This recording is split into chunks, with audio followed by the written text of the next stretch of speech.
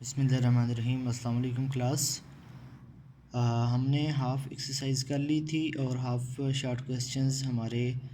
باقی تھے۔ Question number 7 تھا the parking brake on a car causes the rear wheels to lock up, what would be the likely consequence by applying the parking brake that is in the rapid motion. جب بھی ہم جو گاڑی کی break ہے وہ پچھلے tyre کے ساتھ ہوتی ہے، اگر وہ فرنٹ ٹائر کے ساتھ ہو کیونکہ وہ ریپڈ موشن میں ہوتا ہے تیزی کے ساتھ، تو جیسے ہی اگر فرسٹ جو فرنٹ جو ٹائرز ہیں ان پر بریک اپلائی ہو جائے تو اس وجہ سے انرشیا کی وجہ سے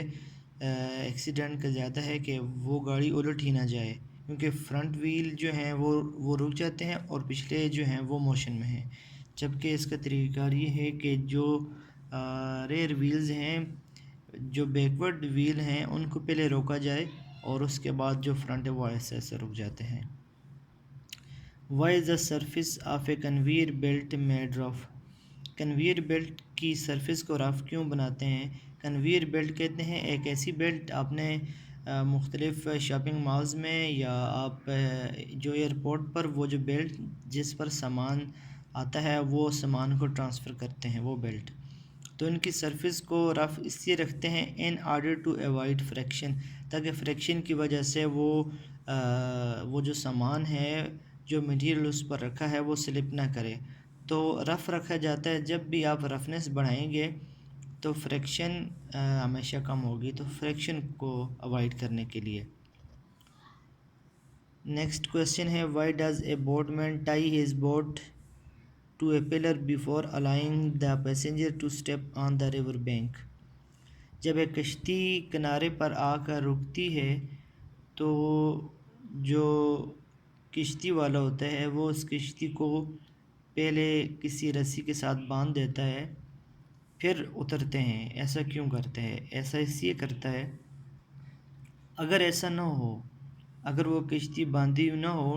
اور پیسنجر وہاں سے اترنے شروع ہو جائیں تو پیسنجر جیسے ہی اترتے ہیں وہ اپنے پاؤں کے ساتھ وہ خود فارورڈ ڈائریکشن میں جا رہے ہیں، لیکن وہ اپنے پاؤں کے ساتھ کشتی کو بیکورڈ ڈائریکشن میں دھکیل رہے ہیں، تو اس طرح کشتی پیچھے جاتی اور وہ گر جاتے، اور یہ خطرہ ہے کہ وہ پانی میں ہی گر جاتے، تو اس وجہ سے اس چیز کو اوائڈ کرنے کے لیے ایسا کیا جاتا ہے کہ جب بھی کشتی سے اترا جاتا ہے تو اس کے کارنر کو باندھا جاتا ہے۔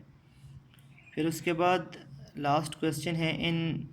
Uniform circular motion is the velocity constant is the acceleration constant? دیکھیں ہمارے پاس جو سرکولر موشن ہے، ہمارے پاس کوئی باڈی جب کسی بھی سرکل میں موو کرتی ہے اس وقت اس کی ڈائریکشن ہر ایک پوائنٹ پر چینج ہو رہی ہوتی ہے، یہ اس کی ڈائریکشن ہر پوائنٹ پر،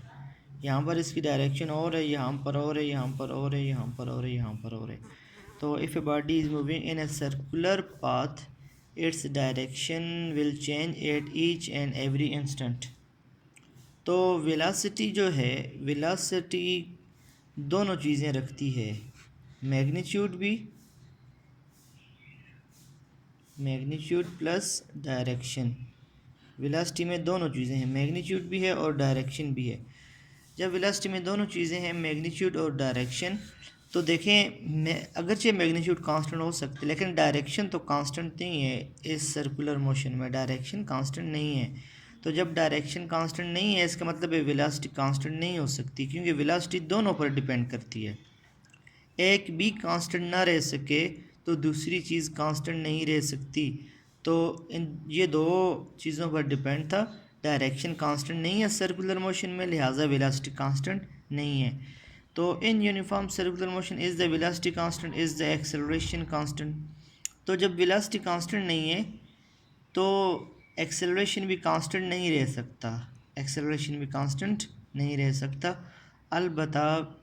جو صرف میگنیچیوڈ والی چیزیں ہیں، کیونکہ ایکسلریشن کی ڈیپینڈنس بھی میگنیچیوڈ کے ساتھ ساتھ ڈائریکشن پر ہے، تو جو میگنیچیوڈ والی چیز ہے جیسا کہ